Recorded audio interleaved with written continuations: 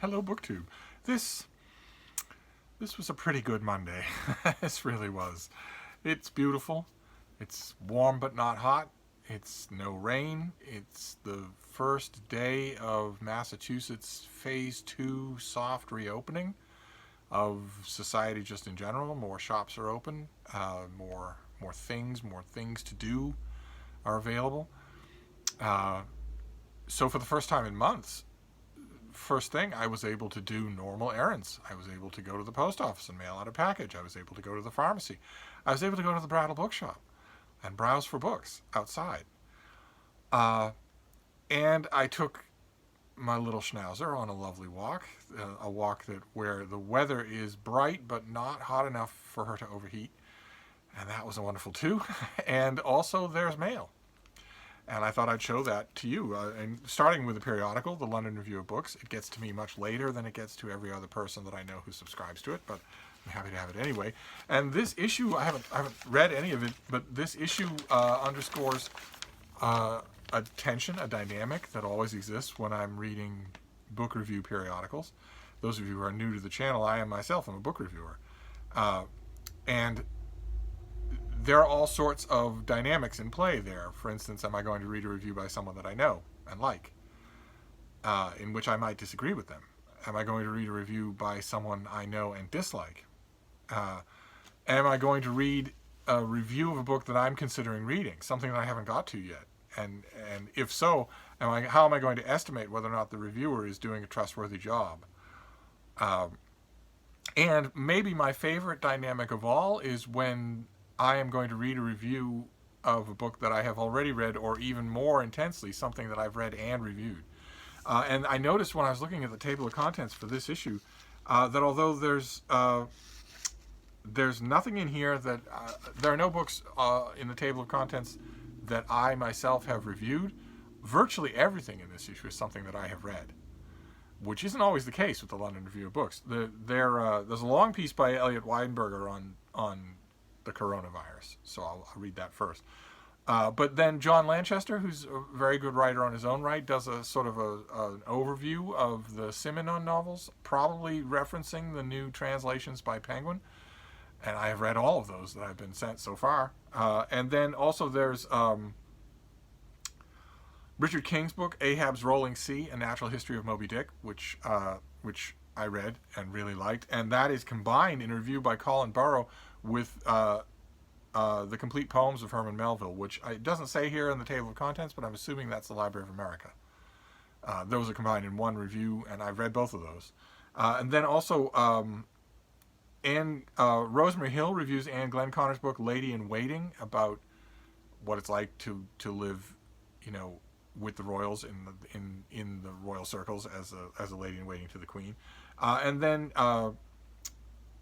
Useful Enemies, Islam and the Ottoman Empire by Noel Malcolm is reviewed by Helen Pfeiffer, and I read that book and was very impressed by it. I'm hoping that I'm simultaneously hoping that this review confirms in my mind my estimation that it was fantastic, but also there's a part of me that's hoping that what was her name again? Helen Pfeiffer finds all sorts of holes, all sorts of problems with the book that maybe I didn't see, maybe I didn't know enough to spot them. Either way, it'll be a learning experience. Either way, I will pull out that review, fold it neatly, and put it in my copy of the book. Then Jeff Mann drew the short straw and reviews Thomas Piketty's Capital and Ideology, which I read. Thankfully, I was relieved of the task of reviewing it by David Murphy, who reviewed it for Open Letters. And then finally, there's The Death of Jesus by J.M. Coetzee. That's reviewed by Christopher Taylor. I read it and was just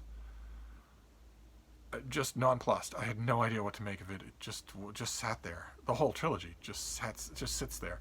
But lastly, Steve Chapin reviews Tom Weingard's book, The Mosquito, A History of Our Deadliest Predator, which was also reviewed for Open Letters, I think, by Justin at Ghost Reader, I think, if I'm remembering that correctly, or maybe not. One way or another, I read the book and really liked it. So this is going to be an issue that's full of that dynamic for me, of reading other people's reviews of these things. It's going to be interesting. But we also have mail. We also have packages and a box. And the packages seem to me to be all from publishers. So it could be that we're getting, maybe that's nothing, maybe it's just an aberration, but it could be that things are creeping back to normal. That would be great. Okay, this is for September 1st from Farrar, Straus and Giroux. Could be that actually is true. Could be that this will come out on September 1st. What is this? Okay, it's by Sarah Shunlian Bynum, and it's called Likes. Kind of a pretty thing. Let's see here. Do we have no, we have blurbs. Sarah Shunlian Bynum is the author of the Ms. Hempel Chronicles, the finalist for the Penn Faulkner Award, and Madeline is Sleeping, the finalist for the National Book Award and winner of the Janet Heidinger Kafka Prize. And her fiction has appeared in many magazines and anthologies, including The New Yorker, Plowshares, Tin House, and Best American Short Stories. Okay, so what is the book? We'll have to read it from the book here. Okay, this is a collection of short stories. In 9 stories that range from the real to the unreal. Yes, yes. Strange to familiar, funny to frightening. The author reminds us why her wildly original debut, Madeline is Sleeping, and her masterful Ms. Hempel Chronicles have become contemporary classics, celebrated and beloved. In a nimble dance of lightness and gravity, Likes explores the full range and contradictions of our contemporary moment. Through unexpected visitors, Waldorf school fairs, aging indie film stars, the struggle to gain a foothold in the capitalist shell game of work, the Instagram posts of a 12-year-old, these stories of friendship and parenthood, celebrity and obsession, race and class, and the passage of time form an engrossing collection that is both otherworldly and suffused with the deceitful humdrum of everyday life. Okay. All right. Struggle to gain a foothold in the capitalist shell game of work. Okay. All right. Well, the deceitful humdrum of everyday life is something that I find almost completely, almost surgically absent from contemporary fiction. Where it might get a sideways mention in a book blurb like that. But when it comes to it, the short story in a collection like this, when I read collections like this, typically the short story that is alleged to deal with the humdrum of everyday life or with the grind of capitalism does no such thing. Typically, in a collection of contemporary fiction, I mean, this author, she could do exactly what she promises. That would be so refreshing. I will report back. But typically, when an author of contemporary fiction is touted as writing about everyday life, you read the short stories or the novels, and you search in vain for any hint of everyday life. These characters never go to an ATM. They never have to work because they can't find anybody to cover their shift, and if they don't, they'll be fired. They never suffer through a twisted ankle at home because they don't have the money to afford an ambulance ride to the emergency room. Nothing like that. Those are all very dramatic, but also they just don't have jobs. They don't think about money. Whereas in normal life, a lot of normal people think about money a lot. That is the humdrum of everyday life for them, is money, the job, the slow creep of dislike for a particular coworker who's not doing anything egregiously wrong. It's just a human thing. It's very seldom, in my experience, that a writer of contemporary fiction can capture any of that, or even wants to. So I'll be very grateful if this author can, if she wants to. I don't know for sure if she wants to or not, because I'm just going off the pub sheet. But I will be happy if it happens. Let's see what this next one is. So we started off with contemporary fiction. Now the box is giving off an internet vibe. I think the box is probably something that was ordered. And I'm hoping anyway, that it was ordered by me. There's one, no baby, leave that alone. What are you doing? You want to see your fans? Oh, didn't we have a good day? It's not over yet. Haven't we had a wonderful day? We have. We've had a wonderful day. Yes, we have. There's one item, as I was mentioning, no, baby, that's plastic. You want to leave that alone. that I ordered on Book Depository or Book Outlet or something. It's one of the many places where you can order books online, and it hasn't arrived yet. So I'm hoping that's what the box is. But this is not that. This is from a publisher. This is 2 in a row from a publisher. Very, very nice. Certainly live with that. Certainly want to see more of that. So this has a date on it of late June, and it's a finished copy, so it might happen. It might be late June. Let's see here. It's called You Can Go Home Now by Michael Elias. You can go home now. How far would you go to protect yourself and your children from domestic abuse at the hands of a husband, a boyfriend, a partner? That is the question at the heart of an upcoming literary thriller by screenwriter, playwright, and director Michael Elias.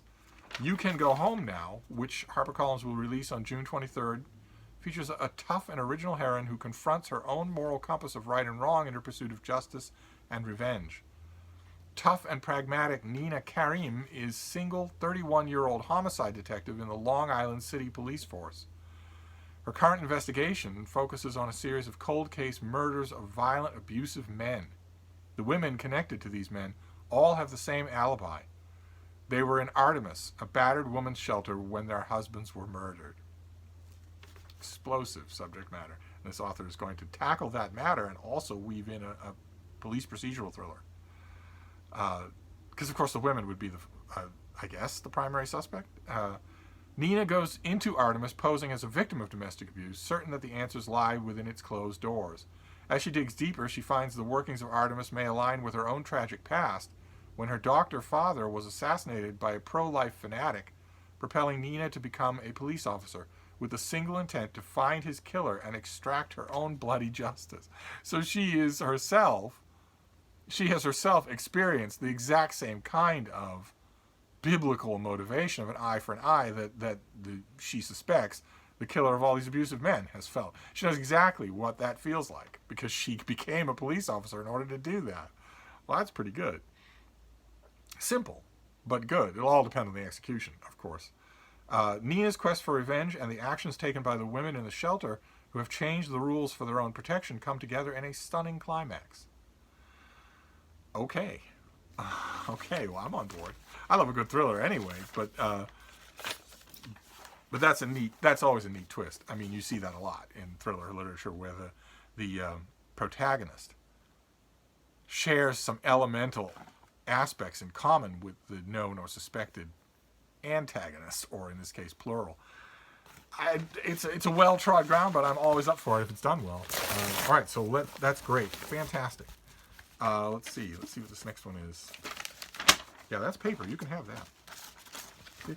I'll throw it over to your couch cushion there. I don't know where she's getting her energy. I've run her ragged today. Oh, okay, all right. This is a double. And it doesn't have a pub sheet. I don't remember. I looked this up because it's brilliant. In fact, it's interesting because the last time we saw this, it was also a finished copy. I think it was the only book that day, and I hadn't read it yet. I was just struck. I was so dispirited by the jacket copy exactly mirroring the current political environment in America that I could barely finish it. I could barely finish reading the cover copy. It's not the author's fault at all.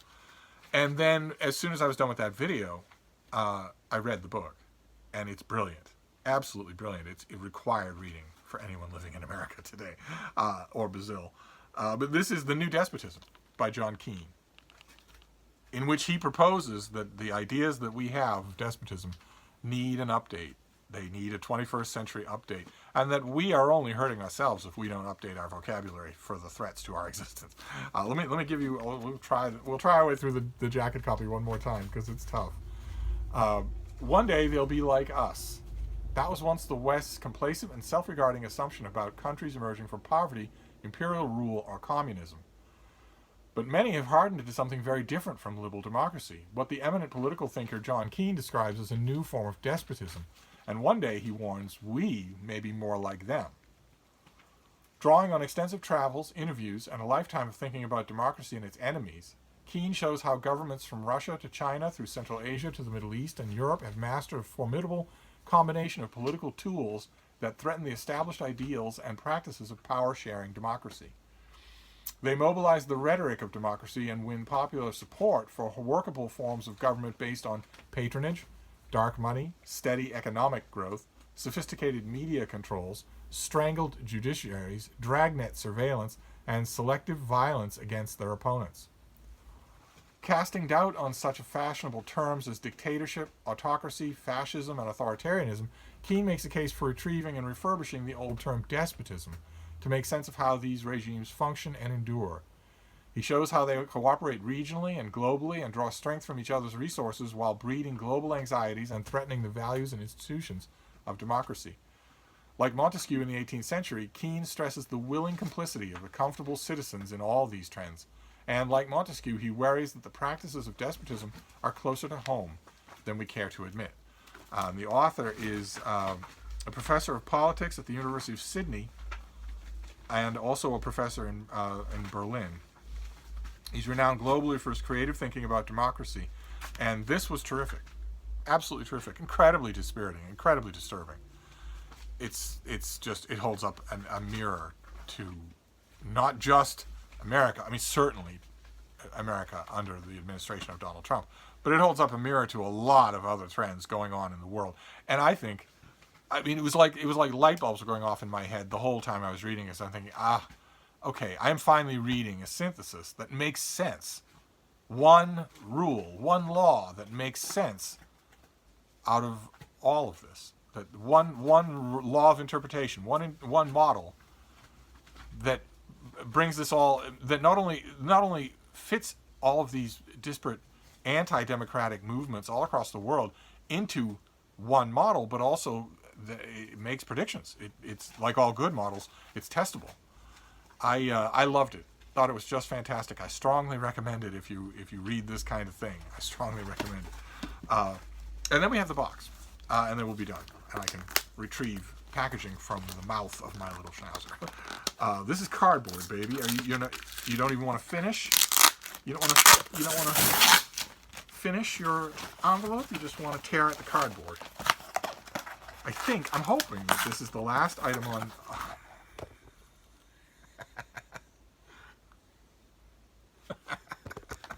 We nose boob all the time. Okay, baby. All right, already. If you want this, you can have it. I might as well show you the destruction.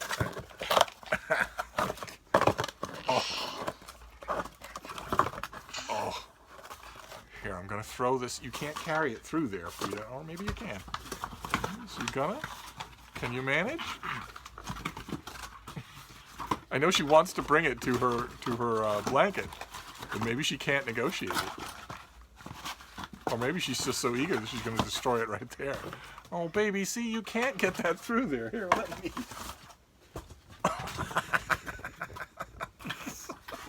Dogs. So anyway, let's see. Let's keep going here. Oh, my. All right, well, whoever packed this did a very careful job. That's very refreshing. Yes. Okay, good. Yes, this is the thing that I was thinking of, and this is the last. Isn't that lovely? No, leave that be. Leave that be, baby. This is the 22nd annual Year's Best Science Fiction Collection, edited by the late Gardner Dozois. A lovely, new condition hardcover. Well, new condition, except it's got a little schmutz on the cover. It's a little dirt. One warm cloth will clean it all up, and it will be like you were going to buy it in the store. Fantastic. Fantastic. I found out, I discovered when this pandemic first struck at its fiercest, when Boston's confirmed cases were going up by 1,000 a day, 2,000 a day, and it looked like the whole of the Western world was just going to shut down completely. I started finding a great deal of comfort in science fiction short stories, not even science fiction novels, and no other kind of short stories, just science fiction short stories. And I realized once that happened that, that I had very few anthologies. And that I was stuck. It was like a game of musical chairs. I was looking around and thinking, okay, well, I'm stuck for the foreseeable future with just the books I have. And there were only a handful of science fiction anthologies. I burned through them in no time at all. And then I discovered online book buying. And on the whole host of places out there, and you can get stuff dirt cheap. And most of those places had announcements, COVID announcements on their websites, but the announcements are only about delays, not about cessation of business. So I started ordering things, and this is one of the last of them. I don't think I have any others outstanding. This is the year's best science fiction, 22nd annual collection. Look at that. So who is in here? This is from 2005, I think. Yes, 2005. It's going to have probably a lot of names I don't know, but probably some that I do. Pat Murphy, Benjamin Rosenbaum, David Moles, Christopher Rowe. Okay, but then Nancy Kress, the great Nancy Kress, has a story in here. Shiva in Shadow. Paolo Pacigalupi. I know that name. I think he's pleased me. I think his short fiction has pleased me. Michael Flynn. Oh, M. John Harrison. A story called Tourism by the great M. John Harrison. Terry Bisson is in here. Cage Baker is in here. Werner Vinge is in here. Fantastic. Great. But also a lot of names that I don't know, which I love. Oh, Robert Reed is in here. That's great. And it's Dragons of Summer Gulch, which I remember reading. I liked...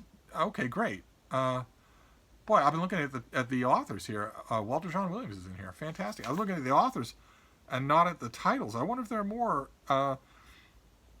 stories that I know. Dozois read widely in science fiction periodicals of all kinds, online and in print, and he drew from a lot of them.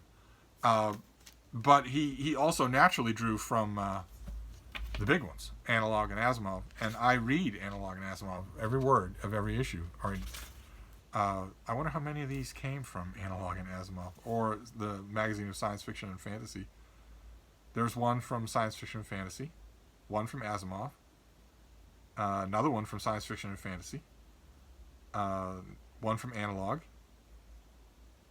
okay, another one from Asimov's, another one from Asimov, another one from the Magazine of Science Fiction and Fantasy, another one from Asimov. Okay, a lot of these are from Asimov's from 2004, so it's entirely likely that I read them.